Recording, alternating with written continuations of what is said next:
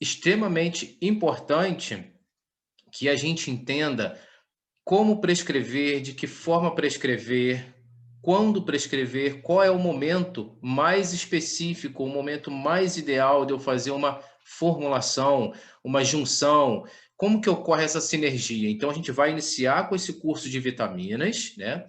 E hoje já vou abrir inscrição para vocês para o curso de minerais, tá? Em primeira mão, então vou falar isso no final da aula também. E aí a gente vai fazer por blocos, de vitaminas, minerais, aminoácidos, depois juntar um bloco inteiro para que todo mundo possa entender e a gente associar a patologia clínica de fato, né? Então, aqui também nós vamos ver estudos clínicos, patologia, como que você indica e como que você faz essa utilização. Então, vamos entrar propriamente dito agora nas vitaminas hidrossolúveis, né? No qual nós vamos abordar primeiramente a vitamina B1, que é conhecida como a tiamina, né? Presente aí em alguns alimentos, já conhecido por vocês como nutricionistas e alguns farmacêuticos também, médicos, né? Então, sabe que alguns alimentos essenciais têm a vitamina B1 e a tiamina como principal componente para que seja mantido, né, e feita a manutenção diária do nosso organismo. Vamos lá. Vitamina B1, classificada como a tiamina, nós temos essa primeira estrutura molecular aqui, que é propriamente a tiamina, que ela não é a forma ativa. E nós temos a tiamina pirofosfato, que já é a forma, né, mais ativa dessa vitamina B1. Então, a tiamina, também conhecida como a vitamina B1, ela é composta por um anel que a gente chama de uma pirimidina, né, que é substituída a um componente tiazol dentro dessa estrutura molecular aqui. Quais são as fontes, né, dessa vitamina? Ela é produzida principalmente por bactérias, leveduras e vegetais, é extremamente abundante em cereais integrais, onde se encontra na forma inativa.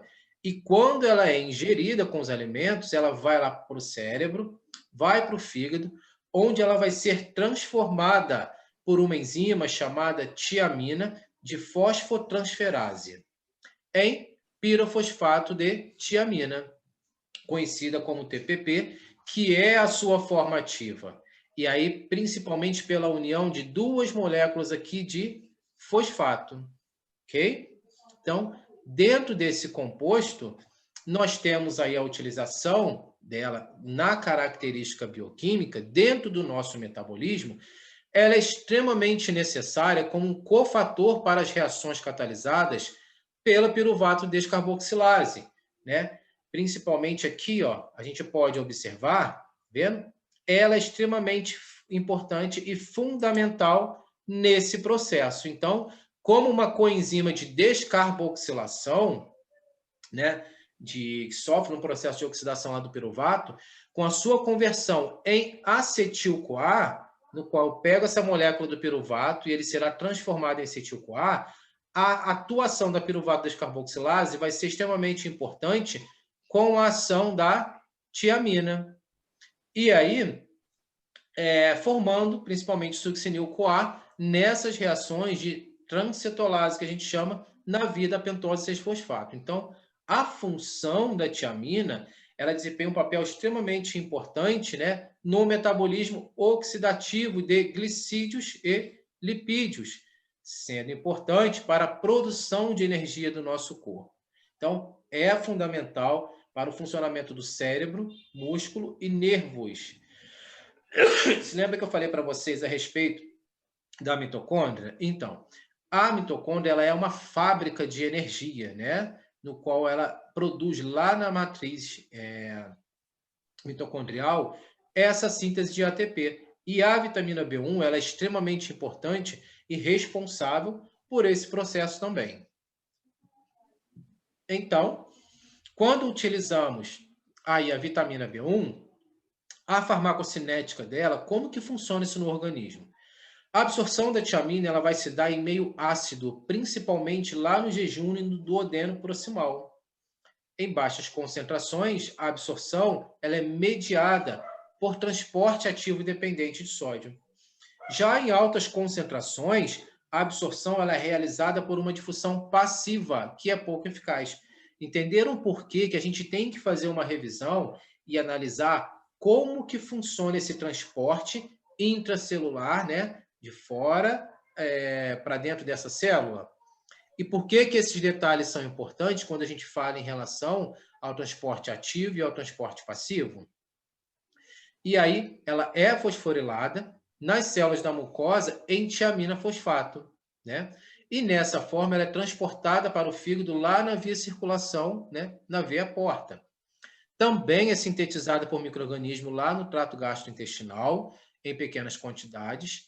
A sua excreção é pela urina e a sua excreção também pode ser pelas fezes, como eu falei para vocês. Então, se você pega um paciente que ele tenha uma disbiose intestinal, se ele tem diarreia, enfim, dependendo do quadro clínico dele, da patologia intestinal, vai influenciar bastante no comportamento fisiológico, no resultado desse paciente, no resultado no exame laboratorial e na melhora do quadro clínico dele.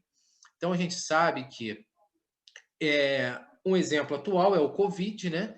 Então, o SARS-CoV-2 ele causa um processo inflamatório muito grande dentro do nosso organismo.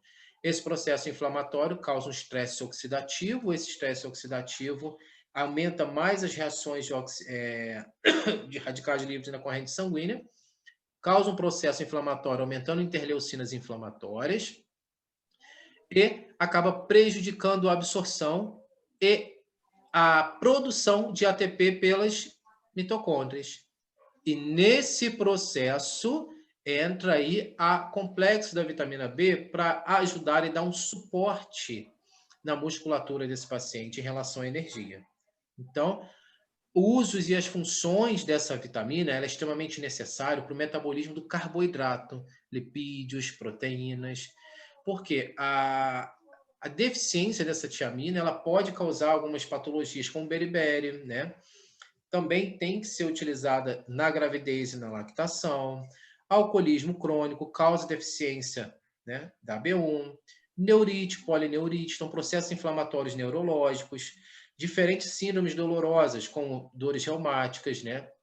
Aquelas algias que a gente chama quando o paciente interrompe, tem que amputar uma parte do corpo, uma parte do membro, ele fica com aquela sensação fantasma. E isso a gente chama de algias, que também pode ser utilizado a B1 para melhorar. Repelente também, como antimosquito, ele tem a sua característica aí de ser utilizado via oral, não tópica, tá? Então, na corrente sanguínea é eliminado pelos poros que tem essa característica aí, principalmente, né, de repelente.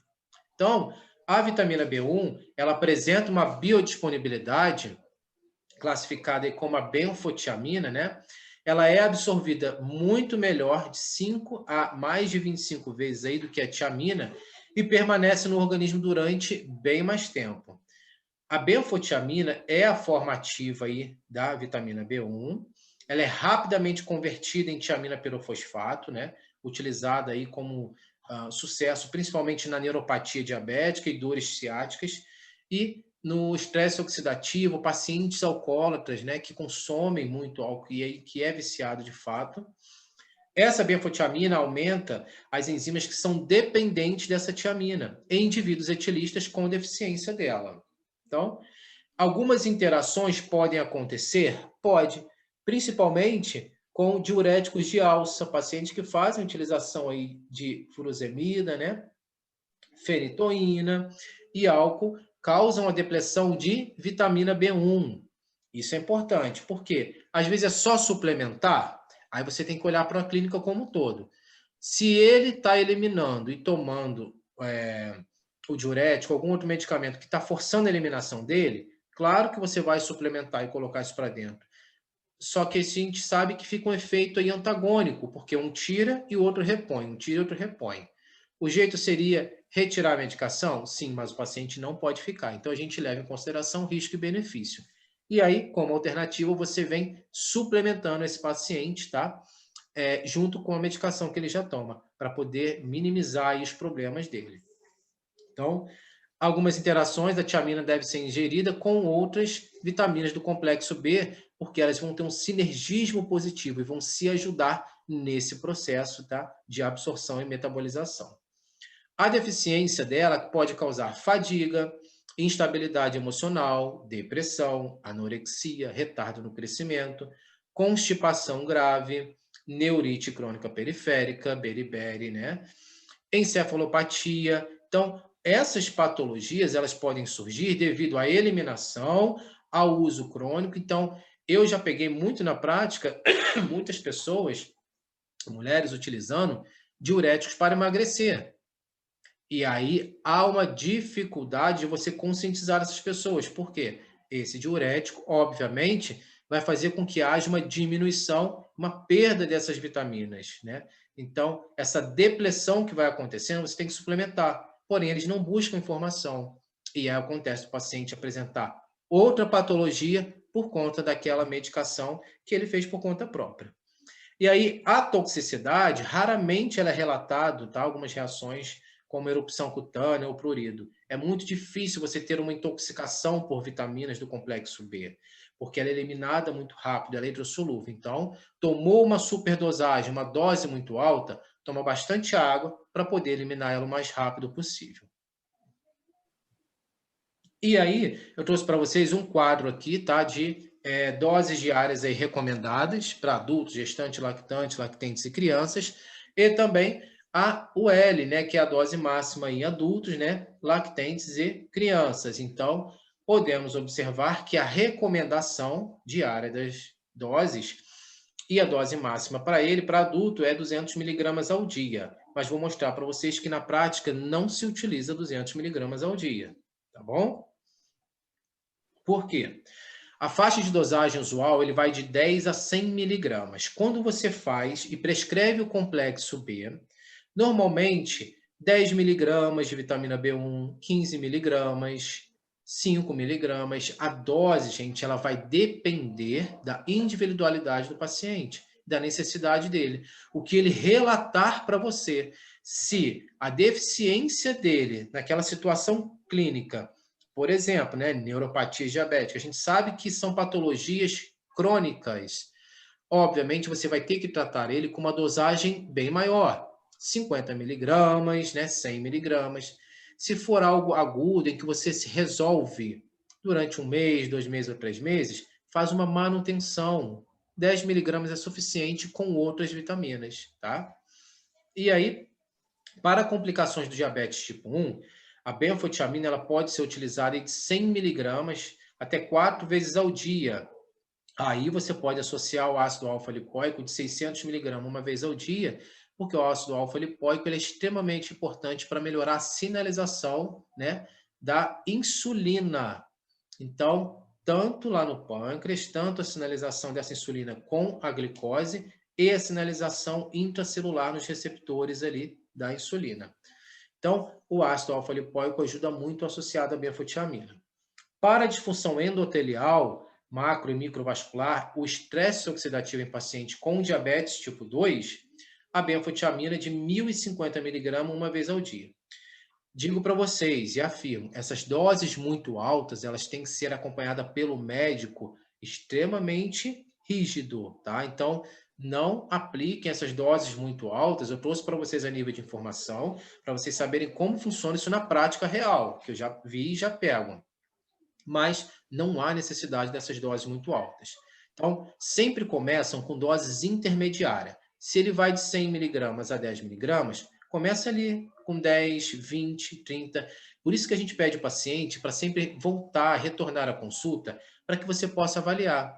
A não ser que você tenha que começar com uma dose de ataque para uma patologia crônica e você vem diminuindo essa dosagem conforme ele for melhorando e evoluindo o quadro clínico dele, tá bom?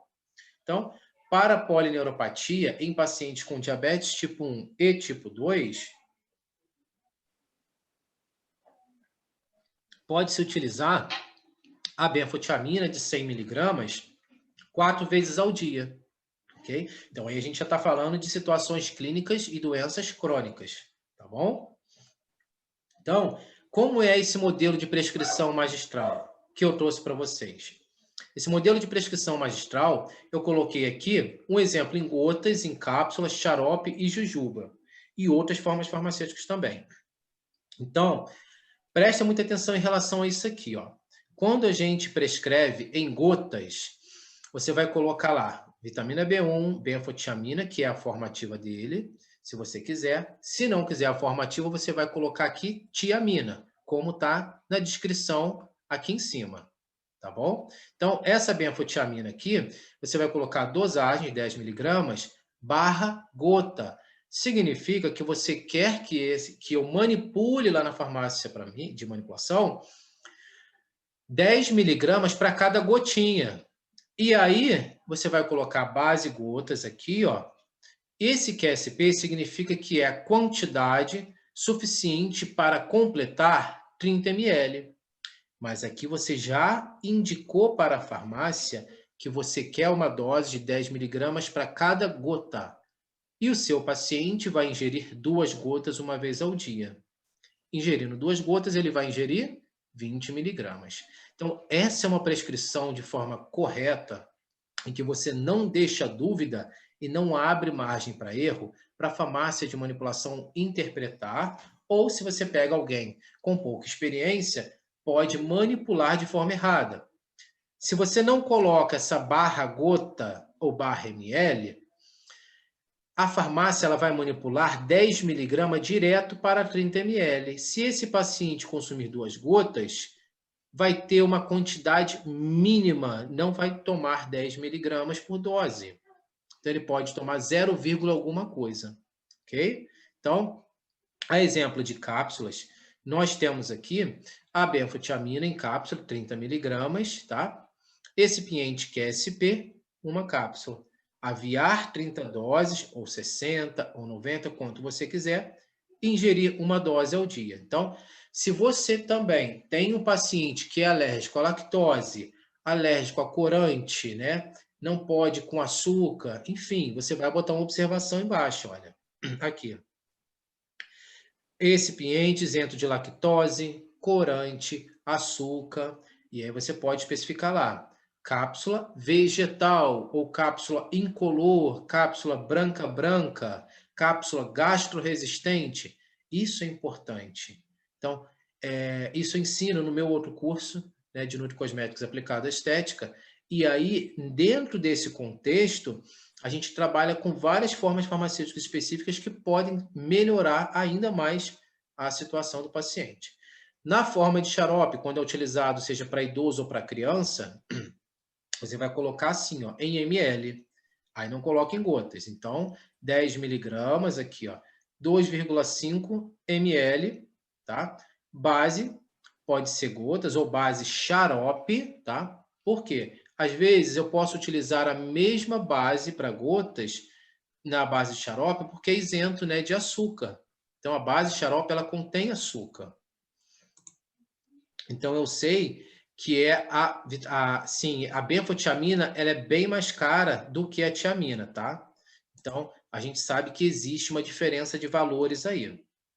E dentro desse contexto, nós podemos observar que o paciente vai ingerir 2,5 ml uma vez ao dia. Ou isso são só exemplos, tá? Essas dosagens são dosagens mínimas que eu coloquei para a gente exemplificar. Mas a dosagem, e aí vocês vão adaptando de acordo com a necessidade do seu paciente. Essa posologia também é só um modelo de prescrição. Então, quer consumir na jujuba também? Tem paciente que gosta, né, de uma novidade, de uma firula, ou criança que não consegue comer de forma alguma, ou gotas ou cápsula xarope, vamos atrair ela com uma jujuba para aderir ao tratamento.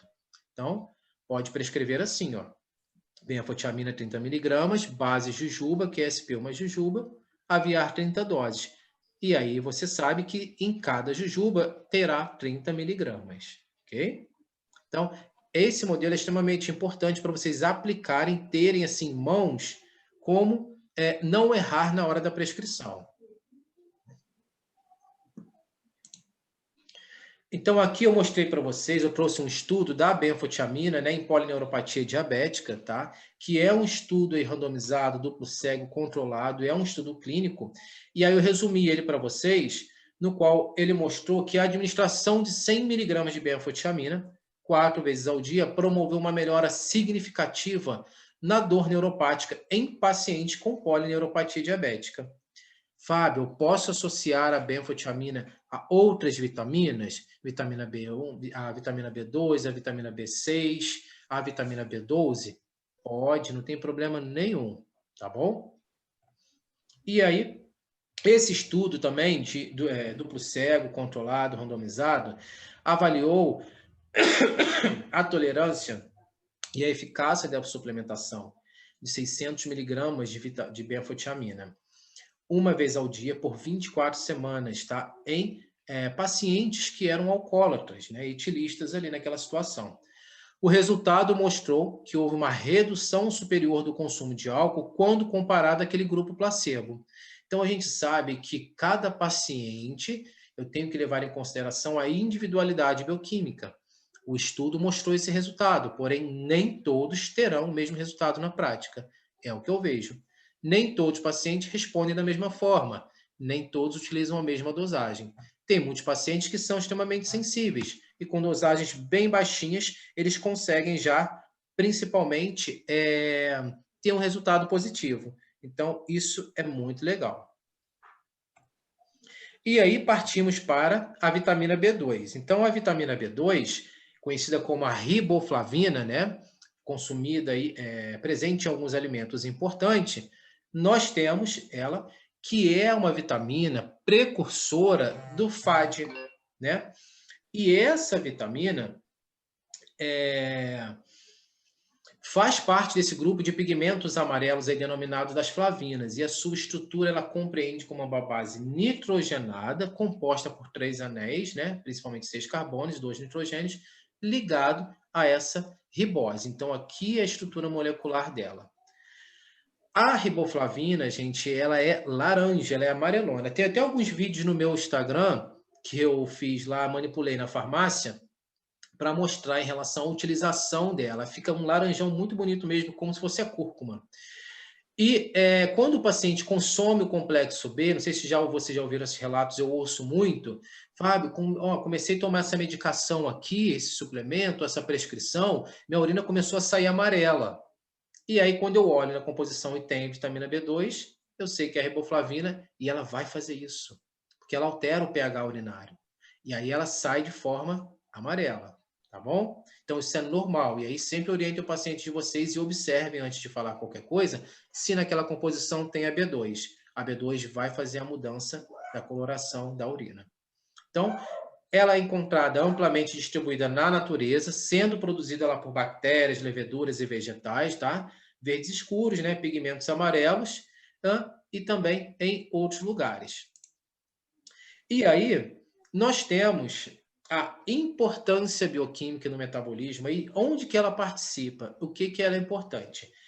Atua principalmente como uma coenzima, né, chamada aqui, ó, de flavina adenina nucleotídeo, né, e a flavina, principalmente mononucleotídeo, que é a FMN. Então, que são usadas em muitas reações de oxirredução, onde, né, átomos desse hidrogênio aqui, né, são recebidos ou doados por outras moléculas. Então, a transformação do succinato ao fumarato depende, né, dessa vitamina B2 da riboflavina, porque ela atua como uma coenzima, principalmente para succinato deshidrogenase. Então, é utilizada na cadeia transportadora de elétrons no sistema citocromo P450. Você lembra que eu falei dessa enzima para vocês? Ela está presente no fígado, intestino, pulmão. Então, é uma enzima extremamente importante para o metabolismo e biotransformação desses compostos. Então, a gente tem que saber que o paciente, quando ele já é polimedicado, um paciente idoso, um paciente adulto, tem doenças crônicas, essa enzima, a família da citocromo P450, CYP3A4, CYP2A1, essas subunidades, elas são responsáveis por metabolizar outros medicamentos e outros ativos lá no fígado e em outros lugares. Enquanto elas estão ocupadas com a medicação daquele paciente, e aí você passa uma suplementação junto com essa medicação, ele também vai utilizar a mesma família, porém pode ser outra subunidade. Mas a citocromo P450, ela também vai querer metabolizar ela. E aí pode haver um acúmulo de ativos ali naquele fígado. Então, é importante a gente balancear e saber quanto estamos prescrevendo para esse paciente, qual é na anamnese, quando você fizer, né, já saber quais são as medicações que ele utiliza. Então, tem pacientes que eu já peguei para fazer uma tabela terapêutica para ele de um acompanhamento farmacoterapêutico, ele utilizava 12 medicamentos. E como que você encaixa alguma coisa ali para poder tentar suplementar ele? Aí é difícil, entendeu? Então a gente tem que saber em que momento a gente vai atuar. E também é um componente importante ali das flavoproteínas, como a succinato desidrogenase, né, a acetil-CoA desidrogenase. Logo, a absorção da vitamina B2, gente, ela é realizada de modo facilitado lá pela parede proximal do intestino delgado. Então, a absorção ela é aumentada por sais biliares que aumentam a solubilidade da vitamina. Então, nessa situação aí, ó, se você pega um paciente que tenha disbiose intestinal, ele não vai absorver a B2. Se esse paciente já retirou a bile, né? Então, os sais biliares dele ficam deficientes e aí dificultam a solubilidade da vitamina. Então, a gente associando essa situação clínica no contexto da prescrição, a gente começa a entender e ter uma visão mais clara de que, assim, poxa, nesse momento eu não posso prescrever. Posso? Vai ficar deficiente? Então eu vou botar uma dosagem um pouquinho a mais. Entendeu? Aí você começa a entender de como que eu trabalho com a dosagem. Então, em que momento eu prescrevo 10 miligramas, em que momento eu prescrevo 20 ou 30? Nessas condições. Se é um paciente extremamente saudável e é só para repor e suplementar, você vai dar uma dose ali suficiente para aquilo. Se é um paciente que apresenta uma condição de deficiência anatômica, fisiológica, patologia crônica, aí você tem que dar uma dosagemzinha um pouco maior para ele poder absorver, tá? Porque nesse processo de absorção, quando o paciente toma, há uma perda muito grande, né? Há uma diminuição da concentração dele, porque ele vai perdendo no meio do caminho nesse metabolismo. Se você dar 100 miligramas para esse paciente, o que vai chegar na corrente sanguínea dele é em torno de 15 miligramas. E isso dependendo do metabolismo dele. Ok?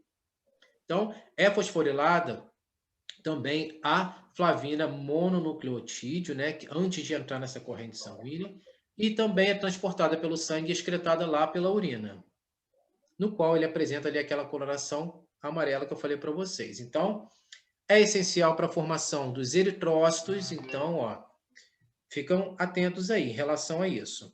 Então, na gliconeogênese, importante nesse processo, é lá no fígado. Importante a ativação da vitamina B6, está vendo como ele tem uma sinergia positiva? Importante para a regulação de enzimas tiroidianas, importante para a participação da produção de hormônios no córtex adrenal, né, que é importante na hora da produção da glândula suprarrenal, na produção de cortisol e hormônios androgênicos. Em esportes de alta performance, no qual você otimiza as células da corrente sanguínea, as células vermelhas, para aumentar o aporte de oxigenação, ok? Então, ali na hemodiálise crônica, absorção de deficiência de vitamina B2, na inflamação crônica do intestino delgado, doenças de Crohn, né? Principalmente, desordens intestinais. Então, outras indicações, né? Elas são principalmente lá na fototerapia, que a gente apresenta a hiperbilirrubinemia, o aumento dessa bilirrubina, em pacientes neonatos, que nascem com aquela icterícia neonatal. Na administração prolongada também em certas drogas, como contraceptivos orais e antidepressivos tricíclicos. Então, pode ser associado para melhorar ainda o efeito por conta da depressão. Algumas interações da B12 podem acontecer com contraceptivo oral, antidepressivos tricíclicos e fenotiazinas, que causam a depressão da B2, tá? Interações a nutriente-nutriente não tem relato em relação a isso na literatura. Então, a deficiência dela pode causar estomatite angular, aquela rachadurazinha no canto da boca, quando o paciente começa a apresentar com frequência. É um indicativo de deficiência de B2.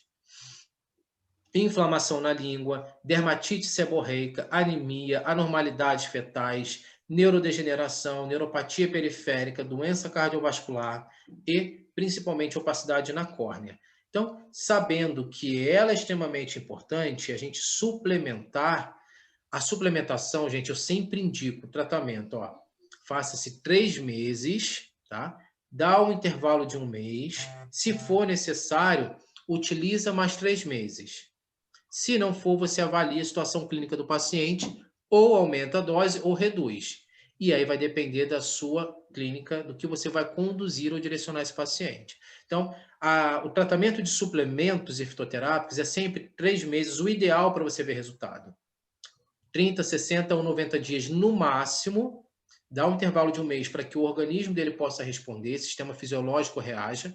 Depois, se for necessário, retoma-se mais 1, 2 ou 3 meses, intervalo de um mês. Então, nunca passa de 3 meses, que é para você poder observar o paciente. Altas doses podem resultar numa coloração amarela, claro, na urina, né? E aí, né, eu trouxe as IDRs e a UL, tá? De quanto que elas podem ser utilizadas. Então, você vê que a gente nunca utiliza, tá? 200 miligramas de cara. Não. Vitaminas do complexo B, B2, 10 miligramas, 15, 20 miligramas, tá? Então, é suficiente, não precisa altas concentrações. Então, nós temos aí a faixa de dosagem diária da riboflavina, tá vendo? Que ela pode ser de 2 miligramas a 30 miligramas. Então, quando eu vejo nas prescrições associadas a outros ativos, e quando eu indico para prescrever, sempre indico 5 miligramas, 10, 15 miligramas. Por quê? Quando você trabalha com o paciente com a posologia, se você for dar para ele uma vez ao dia, esse paciente vai tomar pela manhã, a concentração plasmática dele vai subir e vai descer rapidamente ao longo do dia. Quando você trabalha com esquema terapêutico de uma dose de manhã e uma dose à tarde, você mantém a concentração plasmática dele mais alta. Quando estiver caindo, você está repondo outra dose. Aí você consegue manter de forma constante na a concentração dessa vitamina. Ok? Então, para a prevenção de deficiências, a dose recomendada ela é de 1 a 5 miligramas por dia via oral. Se for como preventivo na fototerapia, a dose recomendada, né, é de 1 a 2 miligramas ao dia por via oral e para tratar algumas desordens, a literatura sugere de 5 a 25 miligramas ao dia por via oral e nos sintomas de deficiência e na anemia plásica, doses devem ser de 300 miligramas por dia oralmente. Então, você vê que são quadros mais complicados, né? E aí, o modelo de prescrição da riboflavina. Aqui eu trouxe o modelo de prescrição também de gotas, tá? De cápsula, o modelo de filme orodispersível e de tablete sublingual. Isso é muito legal, é muito importante. Por quê? Quando a gente coloca a riboflavina num filme orodispersível, qualquer outro medicamento, é mais prescrito a vitamina B12, tá? Como a metilcobalamina, que é a forma ativa da B12. E a gente vai chegar lá. Então, quando a gente prescreve na forma, no filme orodispersível, é uma películazinha, um quadradinho, onde ele só comporta 50 miligramas de dose. Como a B12 ela é 500 mcg, e aí a B2 também, dose baixinha, você pode estar indicando para paciente idoso que não consegue deglutir, que aí coloca na bochecha, na lateral, debaixo da língua, na mucosa, no palato duro. Então, a gente adere, é um polímero hidrossolúvel no qual colocou, ele aderiu e vai ser absorvido. Tablete sublingual, também um tabletinho orodispersível, no qual você coloca, dispersou, absorção direto pela vascularização. Ok? Então, são estratégias terapêuticas de forma farmacêutica que você pode utilizar para fazer o paciente aderir ao tratamento. Ok? Então, nós temos aí a vitamina B2, né?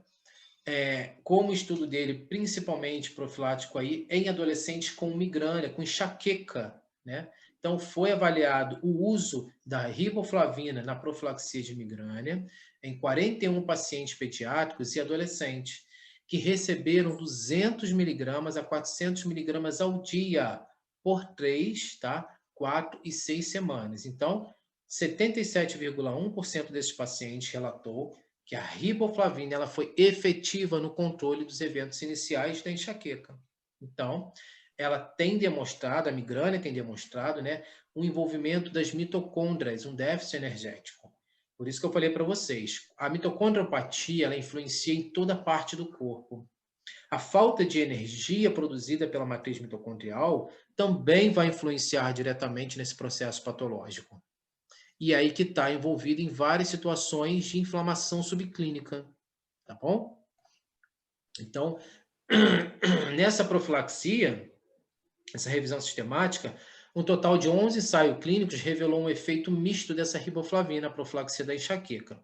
5 ensaios clínicos mostraram um efeito terapêutico positivo, né, consistente em adulto. 4 mostraram um efeito misto em pacientes pediátricos e adolescentes. 2 mostraram uma terapia combinada que não mostraram benefícios. Tá? E as reações adversas com a riboflavina foram geralmente leves.